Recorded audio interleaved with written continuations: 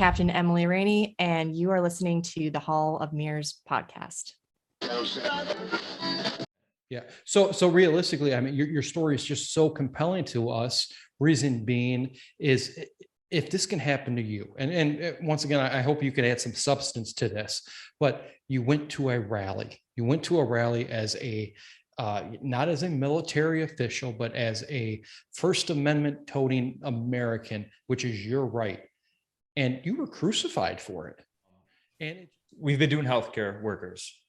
I also asked for military service members to step up if they want their voice to be heard. And I listened to Fred. Okay, Fred. So Fred steps up, and Fred said, "Hey, you need to hear the story of Emily Rainey, and you need to get her on. She's inspired me to do this." So I haven't done interviews up until recently because I was under a very extensive, not exactly legal, but everything that's happening now is not legal. So sure. I can't, gag order where it was, just as, pervasive and all encompassing as the one Lieutenant Colonel Scheller was just put under, with the same kind of threats to my discharge being made. So I denied every single interview. I got my DD-214, which is my little, golden ticket out of the military with an honorable discharge mid-June. Okay, so you have been honorably discharged. You are no longer in the service.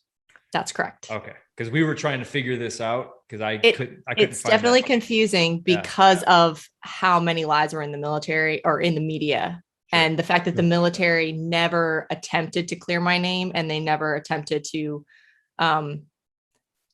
tell the truth, which would have ruined their ability to use me as an example.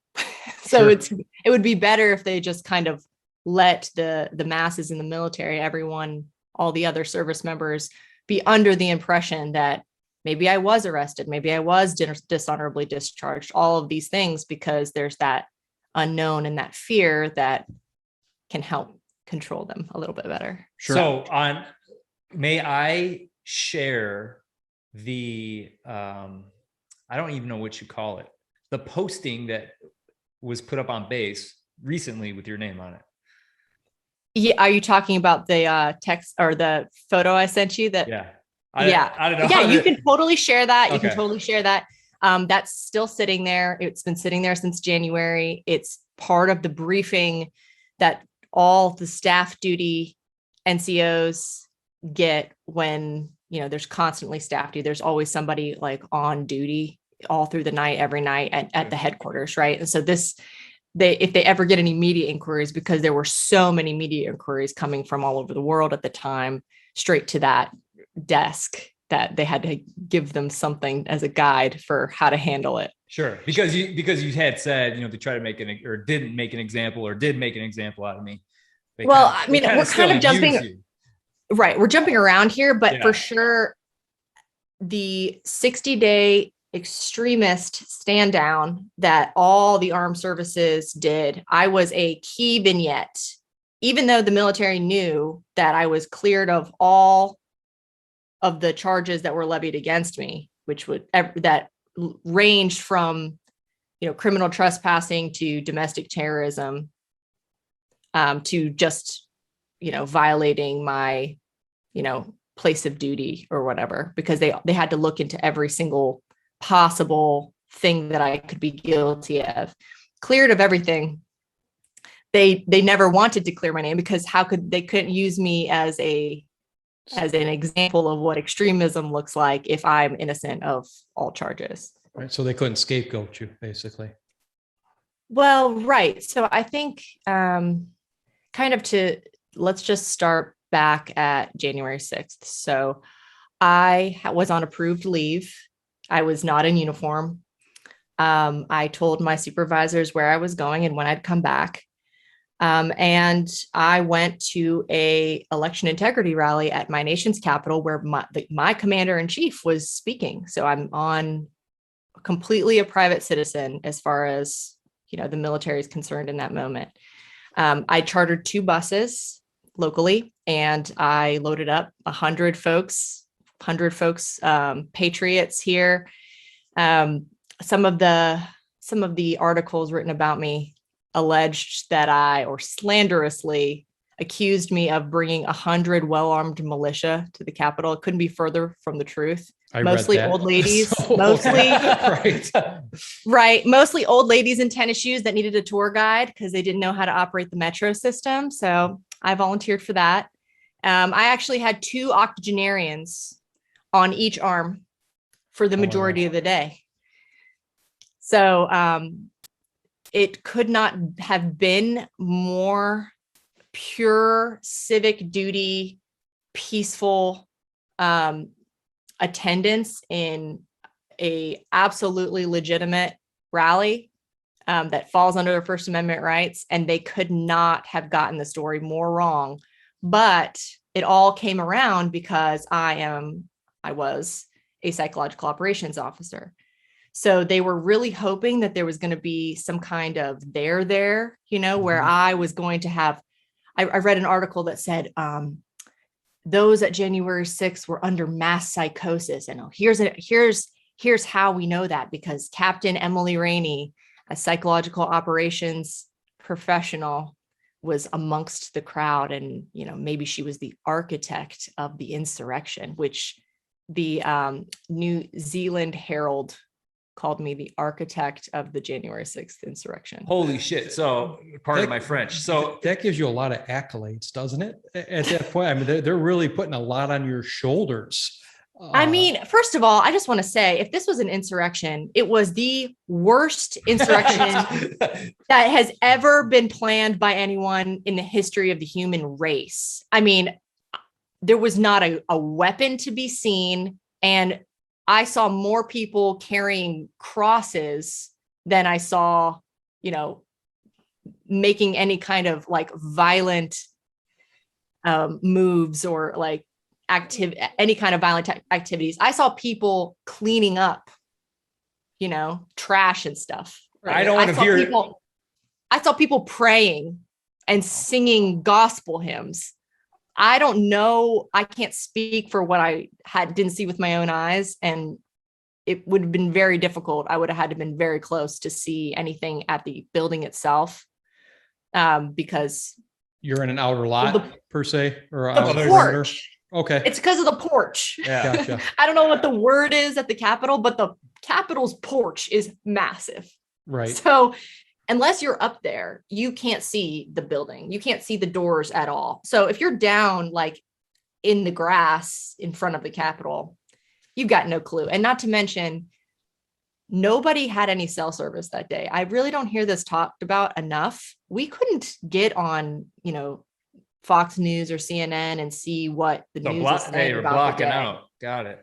You could not. You could barely get a call out. Emily, I see where, like, the New Zealand Gazette, I don't want to misquote them, but ultimately stated that, you're the ambassador of the Psyops program, and this is all a plan. That's really far conspiracy, right? But that really kind of discredits the movement that you were there for. And so it's almost like I don't want to say a counterintelligence or slander, whatever you want to call it. But for what you were there for, it really takes credence away from that movement and what everybody was there for, which was a peaceful a rally supporting the president. Well, so there's been untold number of lies about that day. I mean, that was one of the biggest crowds I've ever seen in my life and probably will ever see again. And I've heard people say things like it was just a couple of, 10,000 or so of Donald Trump crazies. I was concerned that day, but not because of the fact that I could have foreseen a false flag. Although false flag is something that we hypothetically know how to achieve in the military, especially under the military deception side of psychological operations. So can you explain what a false flag definitely is for those that don't know? Sure. So it's if you ever wanted to frame another group so that you could then take action against them, you would, frame them for for conducting a certain activity. So, you've heard the theories. So I don't have an answer. Are we allowed to talk about this stuff? Can we talk about your training? Are we allowed to talk about that? I mean, to an extent. I mean, I basically signed non-disclosure agreements for things that are outside of the realm of for official use only. And there is a massive amount of, the tradecraft and specific operations within the Psyop community that are still classified, will remain classified for a long time. So how many years did you serve? So nearly a decade, with about half of that being in the special operations community. And you were deployed? Several times, yes. I was deployed to Afghanistan and to Iraq. Okay. I know I couldn't find that anywhere either, but I just wanted to let the people know, how you have a hero in front of us, right? Someone that was willing to give everything and to be. And until this event in January, you had an unblemished record, correct? Obviously. Well, yes. Yes, of course. I held a top secret clearance for 10 years and that's not possible if you have a criminal history, or if you are deemed unworthy of holding on to our nation's top secrets. So, okay. So let's circle back then. You're at the, oh my God, I just Jen Psaki. I'm sorry. Wow, that was unintended. But so you're at the Capitol. I can't believe I did that. We're going to edit that out. No, we're not. She doesn't have a monopoly on that phrase. Oh, I know. And I've also noticed she hasn't used it much recently. Wonder why. Yeah. Has she finished a conference? I'm embarrassed right now for doing that. Anyway, so you're back. We're going back to January 6th. You're there. You've got, I don't want to portray it as assisting the elderly. You're there for the rally. What happened? As a volunteer. As a volunteer. Yeah. So I helped organize folks from North Carolina to go because, it's a pretty long drive for a lot of people. So we chartered these buses and I split everybody up, as, the military leader that I am, and I can't help but logistically prepare for whatever I'm doing, whatever kind of event I'm doing. You should see me plan birthday parties. So we split up into groups of 10, around 10 people each. And I signed kind of a squad leader, somebody that could take those 10 people around and make sure that they stayed safe, because safety was a concern of mine. And here's why. I went to the November rally in DC and the December rally in DC, where I actually took one busload of people. The media kind of missed that, which is fine. But both of those previous rallies had a massively dangerous Antifa presence. Okay. And it was very clear who they were. We saw in December that you've seen the footage. I'm sure your viewers and your listeners have seen the footage of the folks getting attacked on their way back to the metro or the way back to their cars. And so, I managed to avoid any interactions the first two, but on Antifa's Telegram channels, Signal channels, and just plain on their just open, Instagram and stuff like that, they were telling each other that they were all going to dress like patriots. Red, white, and blue is what was their plan to be disguised. And since before, they were always kind of together, all in black, kind of all behind a police line, which is ironic given their opinions on the police. They felt the need to be protected by them in previous rallies because they were so outnumbered.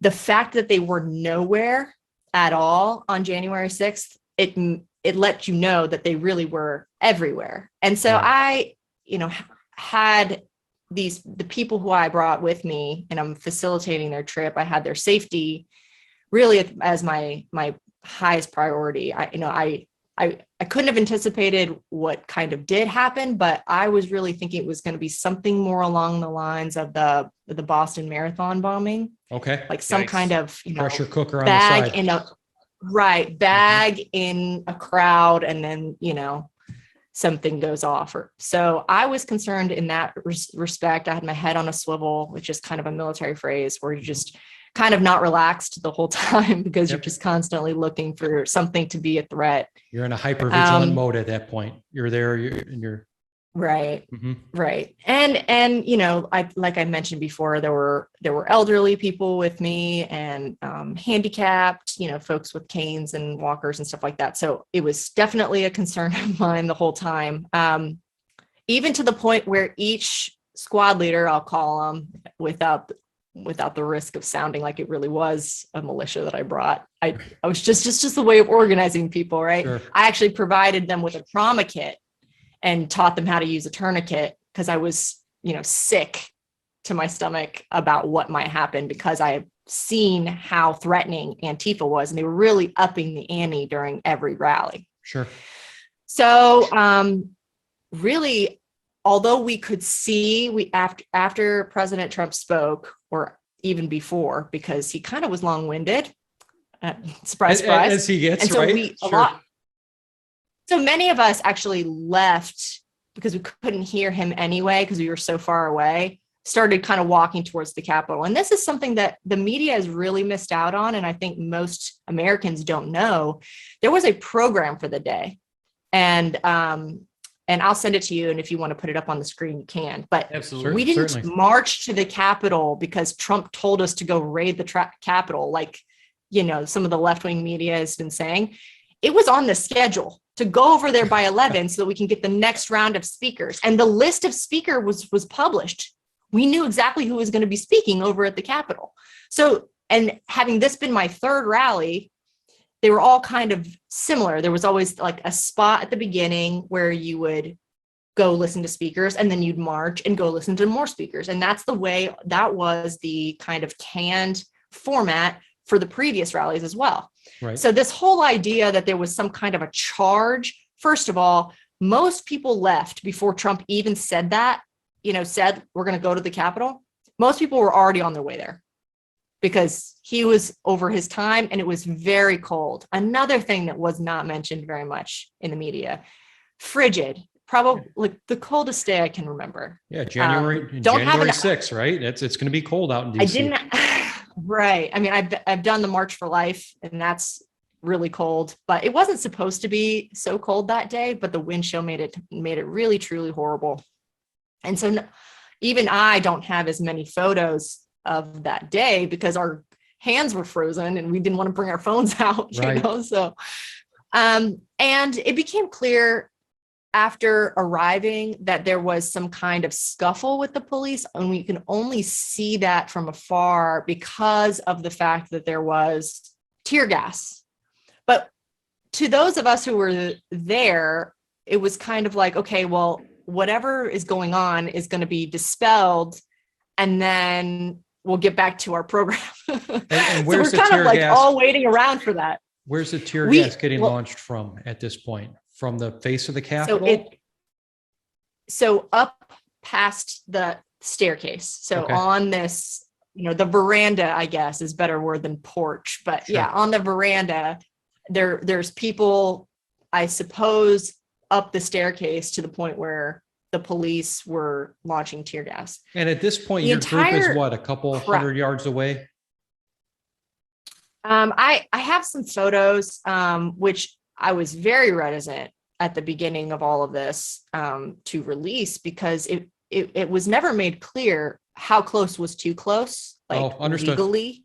Sure. You know, to this day, I mean, I think that they've kind of that the authorities, the government have kind of made the cutoff point to be like, if you didn't go in, you're good. Okay. Like kind of pretty much, unless you're like somehow involved in the planning or you got caught on camera doing something violent. That's kind of the cutoff. But since hundreds of people went in there, it still is a big deal. But the picture you sent me, you took that one?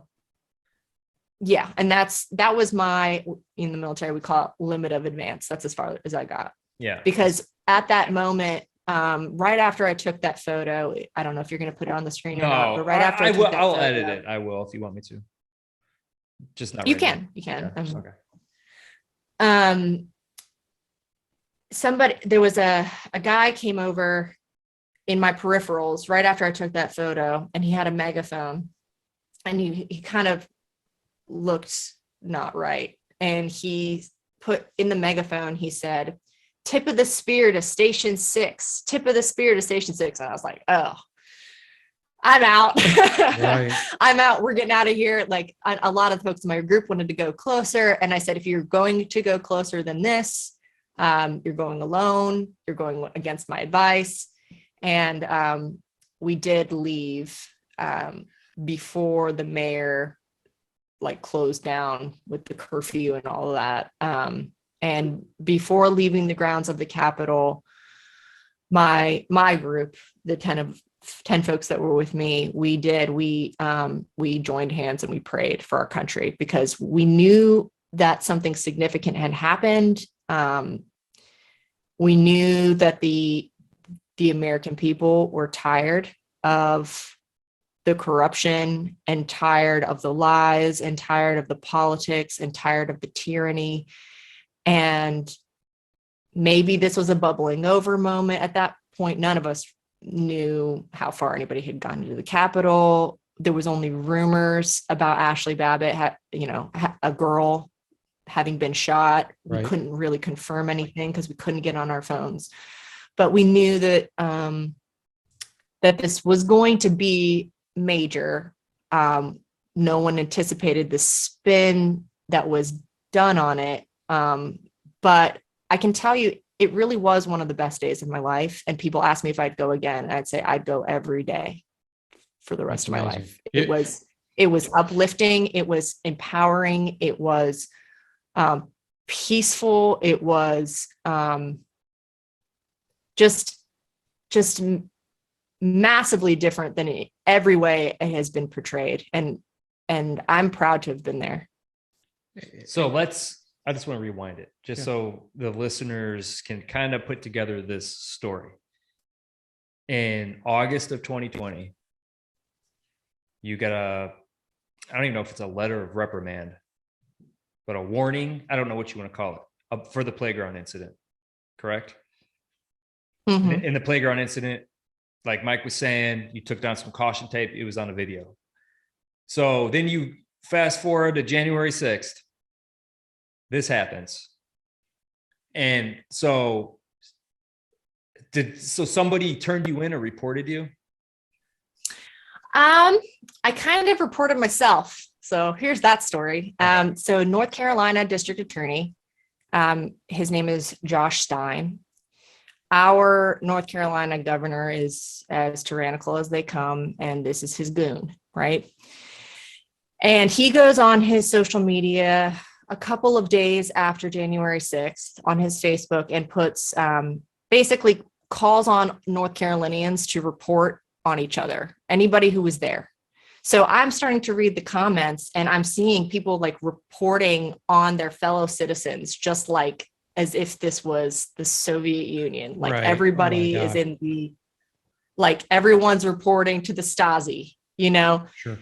And I'm seeing, and they're paying special attention. All of the snitches, the Karens are paying special attention to folks that the state can actually do something about. So like bus drivers, teachers, elected officials, anybody that might work for the state trying to get them fired. It was mostly like, I saw a comment saying, the bus driver works for this school district and moonlit and drove this church group down on a bus. And I was so disgusted with my fellow Americans in that moment. And of course, with Josh Stein himself, that I get in the comment section and I say, my name is Emily Rainey. I took 100 people on 2 buses to January 6th. Your witch hunt is evil. Come find me. And they did. Well, they didn't. They didn't. The Associated Press did. And that's how it went international. They called me on Sunday night after the rally, so that was a couple days later. And I was actually headed into church when I got the phone call, and it was just from an Associated Press reporter, and I gave just the facts.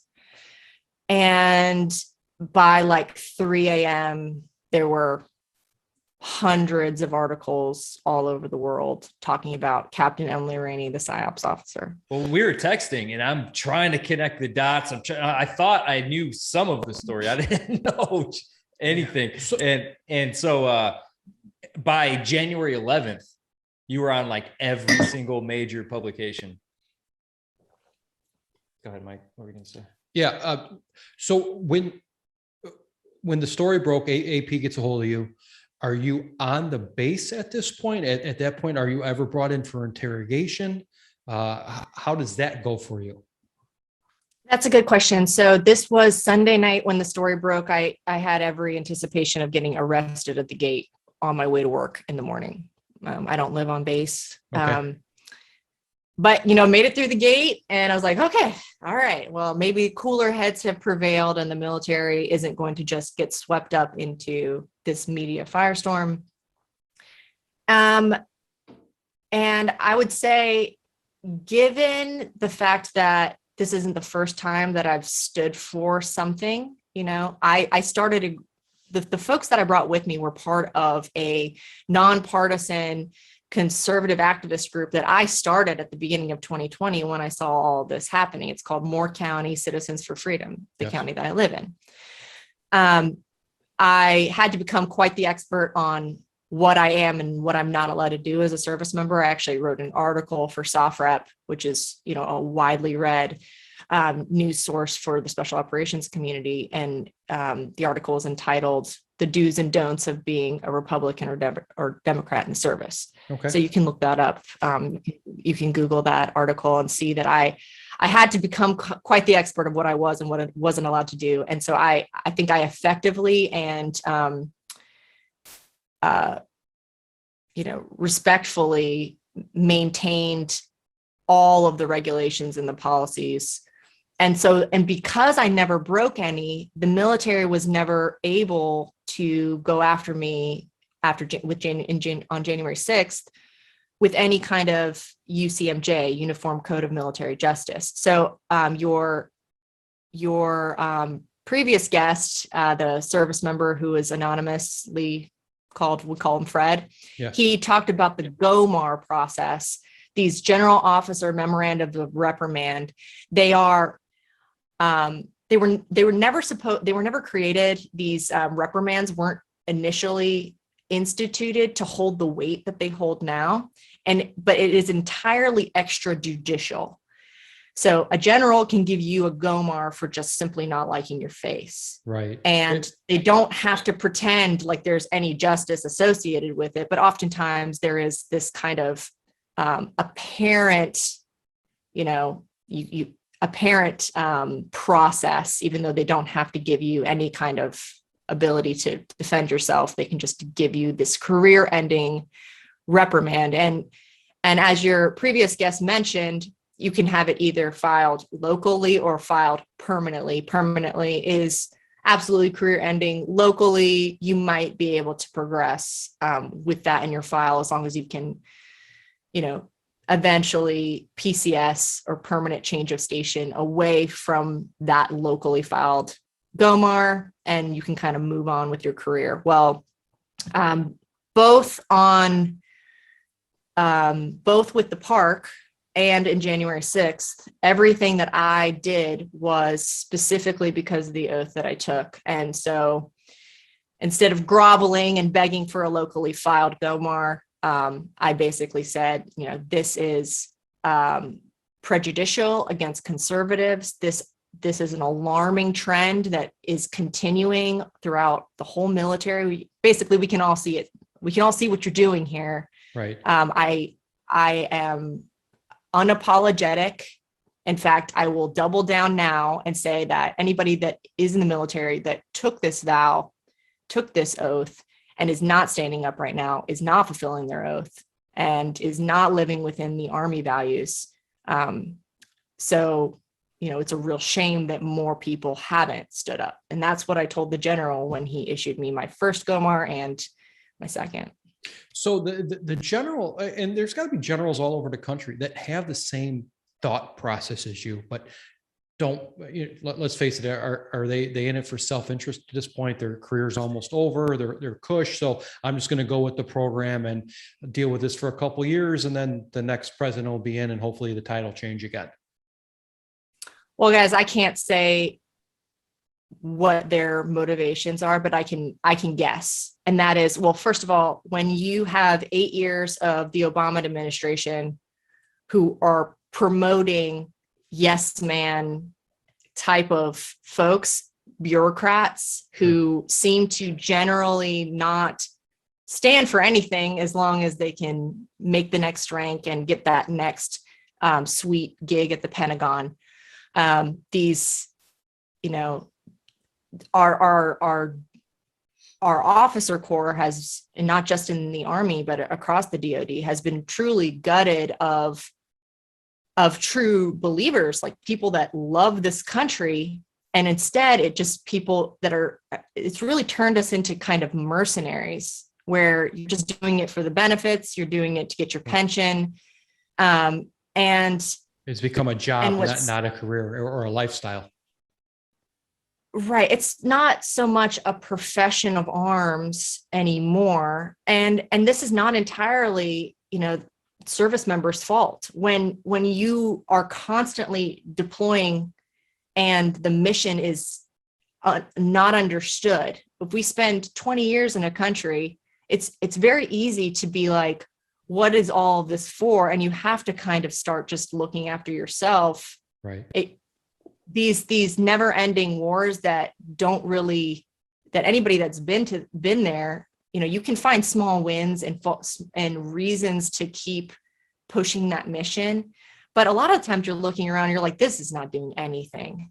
And everybody, I was in Afghanistan in 2013. I can tell you, we knew it was dumb when we were there in 2013. And I had friends die there. And I was just like, you really have to ask yourself, like, was their sacrifice worth it? Or are the folks in Washington just feeding us to the slaughter for the military industrial complex? Because it doesn't really seem like we're achieving anything here. Right. And so eventually that wears on you, and it starts to kind of wear down your, the reasons why you may have joined, the patriotism that you started out with. So it's not entirely their fault, but it's time to kind of rediscover why we all raised our right hand and why we put on the uniform is, that oath and the freedoms that, instead of it being a truism, like I'm fighting for freedom, like, but really what is freedom? Like what is that thing that you are trying to preserve? Because this ain't it. Right. When did that click for you? I was going to ask something. When did you have just an epiphany at some point? My question is this. It's a little going off, but you're so wise beyond your years and you're so well spoken. I want to know, at which age did you know this is what you wanted to do? When you were like a senior in high school, what were your goals? Did you go to college? What was the career path? Because I'm blown away. I could sit here and listen to this all day. I really think that as far as that story is concerned, you might be a little disappointed. I'm the oldest of 7 children. Both of my parents were West Pointers. My mom got out after 5 years, and my dad retired after 27 years of service. So it's in the DNA. And I have a lot of members of my family who have served in the different services. So I started out, 18-year-old me, like signing an ROTC scholarship, because there wasn't any other way that I was getting college paid for, you know what I'm saying? Like, sure. So yeah, I get it. That's how it started out. I'm not like this, you couldn't write a book about like my early motivations for why I served. It was kind of utilitarian purpose, Sure. Hey, this is pragmatic, so I'm going to do this. But, like I said, since I had my parents who were mentoring me all along the way, I may have seen things going south, and I was able to see what was happening, in our country and in the service. Because, my dad, I remember him telling me like, things are not, all is not well. There will be a time during your career where someone's going to give you an unlawful order, and you are going to have to decide what to do with that unlawful order. He foreshadowed that, huh? That's crazy. He was kind of prophetic in that way. And I always carried that with me. Wow. All right. So that leads to my question. Did you have an epiphany one day you were working and, hey, this is what, or was it a slow lead into you started this organization, or did you, was there ever that realization that what my dad said is coming true and I need to do something about it? Well, I never went to a protest. I never led a protest. I never signed a petition. I never voted in a local election ever before 2020. So okay. Like a lot of Americans, I was really asleep. I mean, there was things about the world I didn't like, but I didn't see how existentially dangerous, our country, teetering on the brink of kind of an irreversible path until the lockdown started at the beginning of 2020. I, like everyone else, at the start of all of this stuff, all of the virus stuff, was trying to make sense of it and was worried. I mean, me, like being in the service and knowing how absolutely evilly intended many of our enemies are, I was pretty sure that it was a biological weapon from like day one. And so I was very concerned about it right from the start. It did not take very long though for the data to start coming in, and it was like, okay, that's not, and maybe that is a theory still, I get it, but it's not dangerous like I was concerned about right from the start, because China doesn't have any issue killing its own people in order to get to us and to affecting the world's economies. We've had this discussion before. It was just conveniently timed, right? So I'm not gonna, once again, like to your listeners and your viewers, like I was not involved. I was not involved in anything. I remember staying up one night. It was somewhere around mid-March. The lockdowns were starting. And I was like, I cannot be the only one thinking that this is really bad idea to start telling everybody that they can't have rights because the government has to protect us from a virus that seems kind of negligible and, when compared to the flu and some of these other things. So that's when I started this group, and it very quickly, grew just locally. And so my concerns were just local, like caring about local issues involving the lockdowns, supporting businesses, figuring out how we can support each other through all of this and to stand up for the right things. And so then Memorial Day weekend rolls around, and that's a couple months later. And I've mentioned to you that I've had friends die. One very close friend of mine was killed.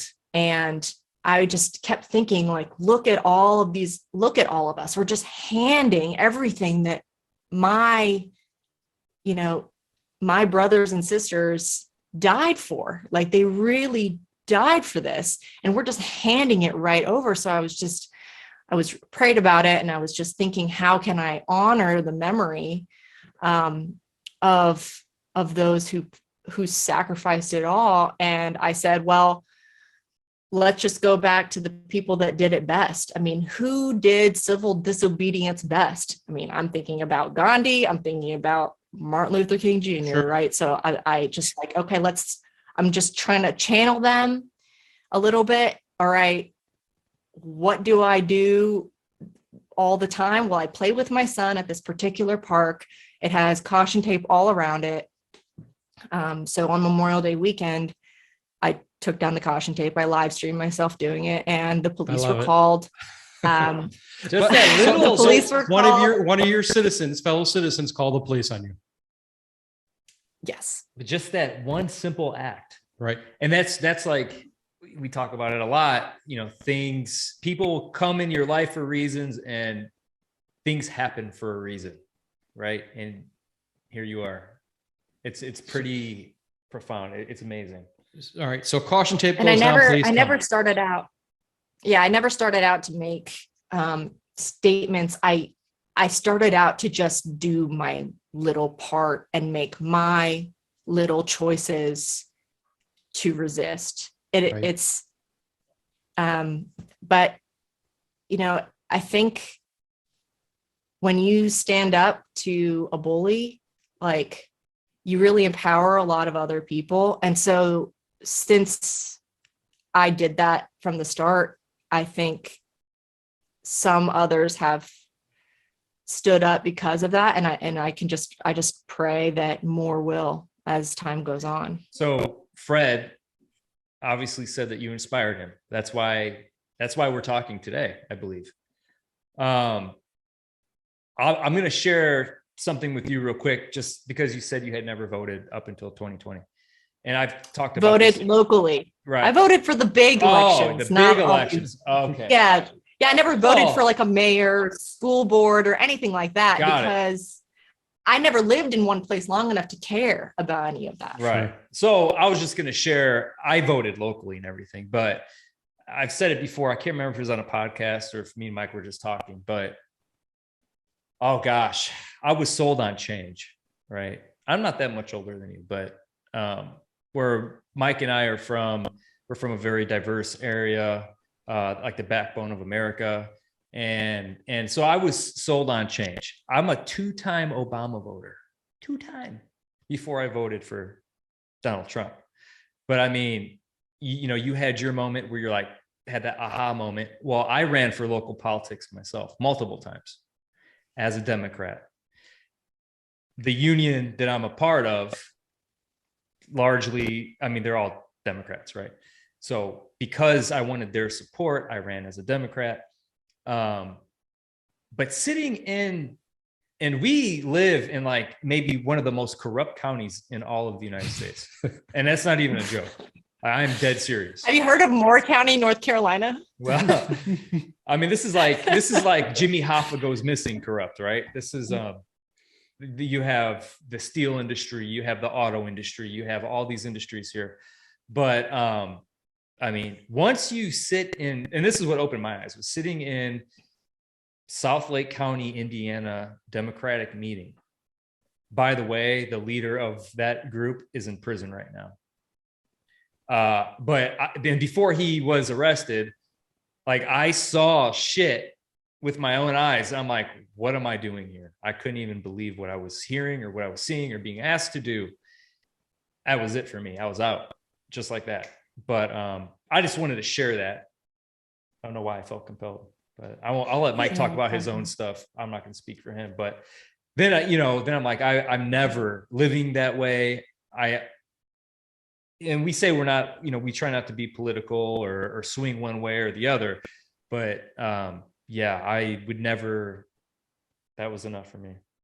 Yeah, I understand that totally. I've came up on the opposite side, on the more conservative, grew up Catholic, conservative, Republican, the entire way. It actually leads to some very interesting conversations between Randy and I, because we do have kind of opposite perspectives on things. I also have ran for elected office. I like to call professional loser. If you need somebody to win, let me run against them, and they're going to win. That makes two of us. So that's okay with me. We were also the youngest on the ballots by far. So I do have a question. I don't want to take away from this, because I really appreciate your time, and I have one very interesting question.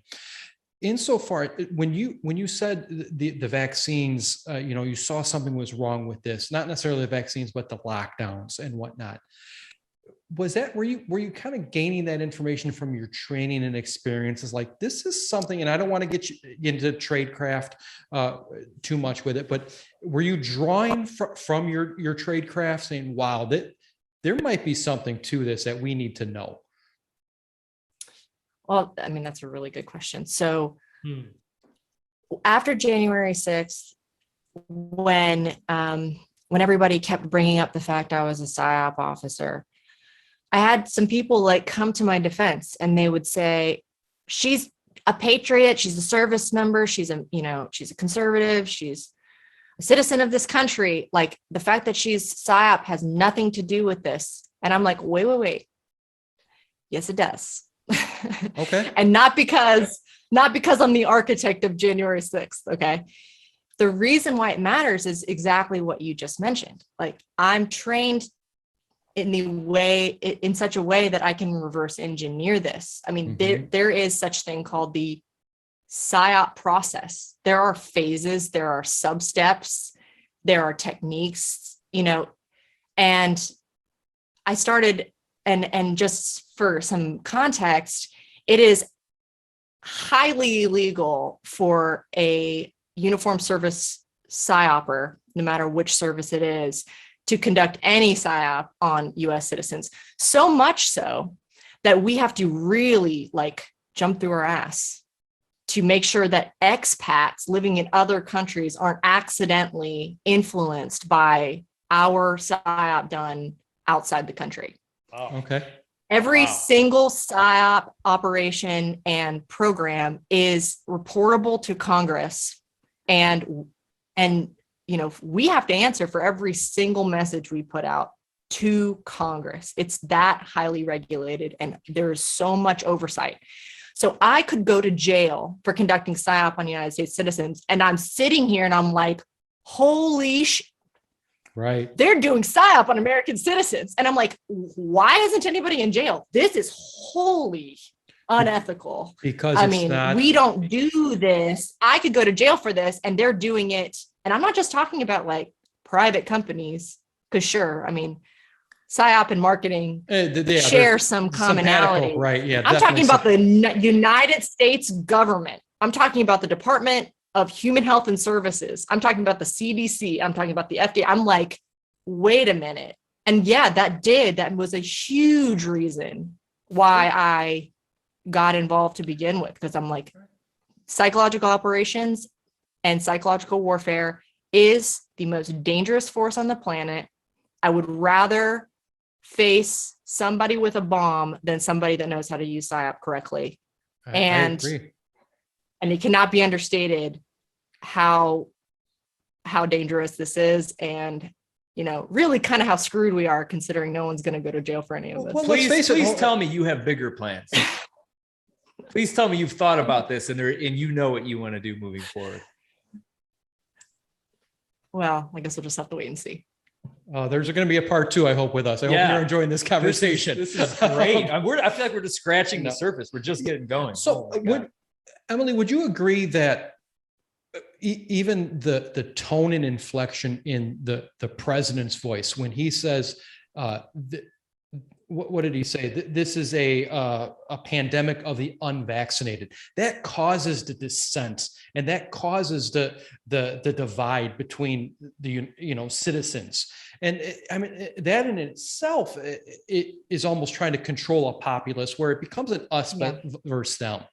And that's troublesome. Propaganda. Yeah, that's so troublesome to me that our commander in chief is doing this. Have you ever heard of the 10 stages of genocide? It's about to get dark. I have not.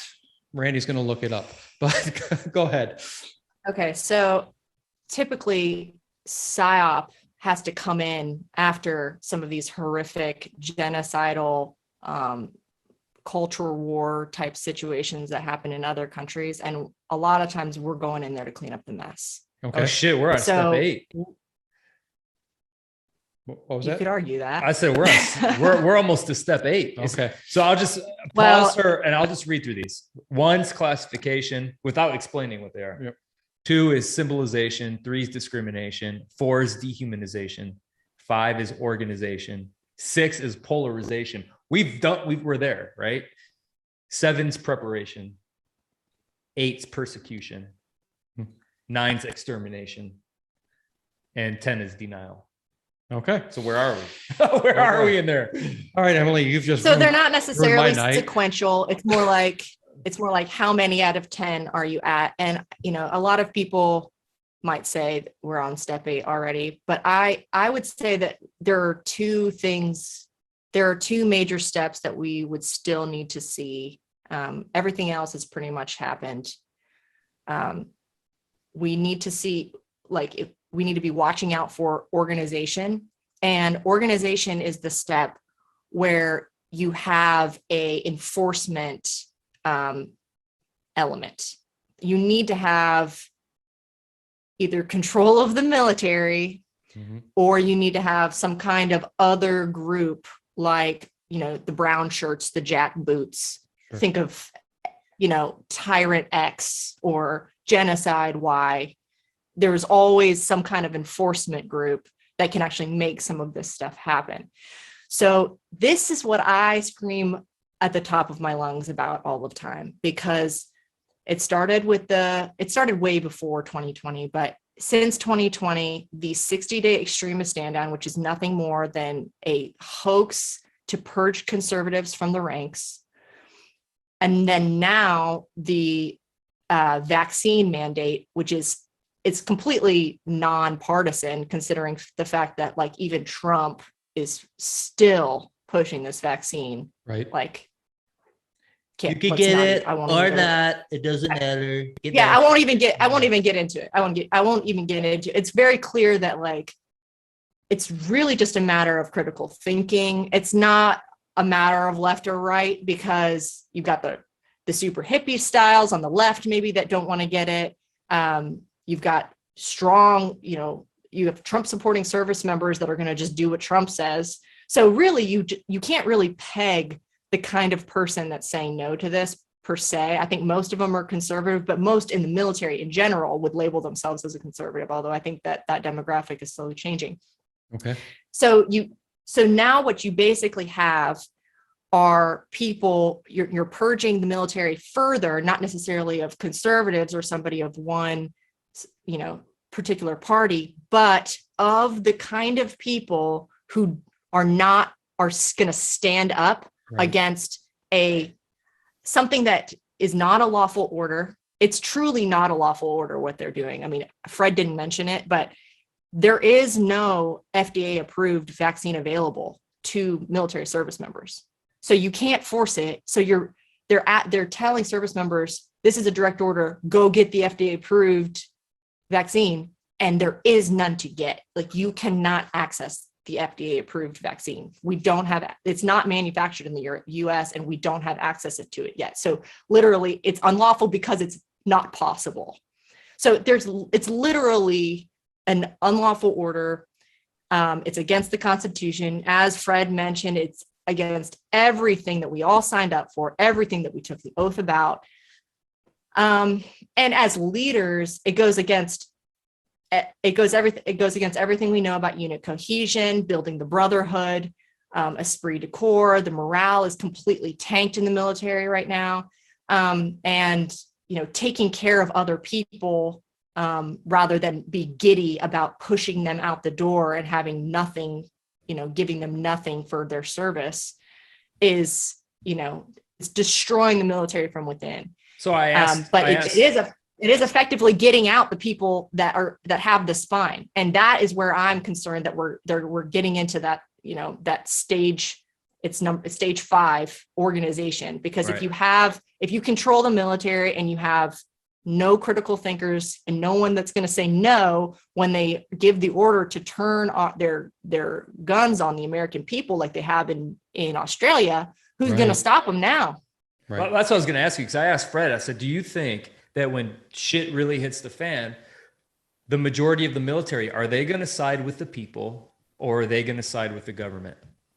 And he was like, 60-70% are going to side with the government. And that doing my job. That tears me up inside. So I want to know your opinion. Well, it kind of goes back to what I said earlier. When they've disillusioned the military to the point where everybody kind of feels like, okay, just got to look after for me and mine. It's hard to have your whole heart behind some of the wars we've been fighting, these endless kind of nonsensical things that we've been doing for so long. So instead of really being wholehearted in what you're doing, you start thinking about what I can get out of it. So what are the benefits, how I can kind of squeeze the most juice out of the military so that when I get out, I'm going to be financially stable. So I think the biggest thing I've heard from the friends and, the coworkers that I've had who have ended up getting the vaccine, even if they didn't want to, which I think the majority of people didn't want to. Like, people weren't like raising their hand and running and getting in line. It was kind of like getting nagged a little bit to go. It didn't take much for a lot of people to go. Yes, the majority have gotten vaxxed. It's not 91% or whatever Biden said the other day. That's just factually inaccurate, complete lie. But there's a lot of buyer's remorse happening right now because they're seeing those people that had more courage than they did. And I've had people actually call me after getting it, friends and coworkers of mine, former coworkers, and apologize. I'm like, why are you apologizing to me? Because, it's like, it's kind of eating up at their conscience because they're seeing, folks that had stronger, were made of stronger stuff. Sure. Like Fred, really. So, I guess what I tell people when they're trying to give me the excuse, like, I have to provide for my children, I'm the only breadwinner, all of that. If you want to talk about providing for your kids, talk about the kind of country you're handing to your kids. Yeah. See, what kind of provider are you if this is what you're giving as an inheritance to your children? I know what it's like to have nothing. And there's a happiness sometimes there when you have nothing. It's really hard to explain, because as you progress in life and the more money you make, the more they take, and then you got stuff, anyways, I just wish that. I think all Christians can understand exactly what you're saying. Yeah. And I wish that the majority of people knew what it was like to have nothing, so they're not afraid to do it again, because if this comes down to my career, I've already made the decision that I'm standing up for what's right. My wife today, she had an exemption through school. They pulled it today. She got and it was a disrespectful email, didn't even address her correctly. Pulled her exemption. So now she's faced with getting her master's or throwing $30,000 out the window. And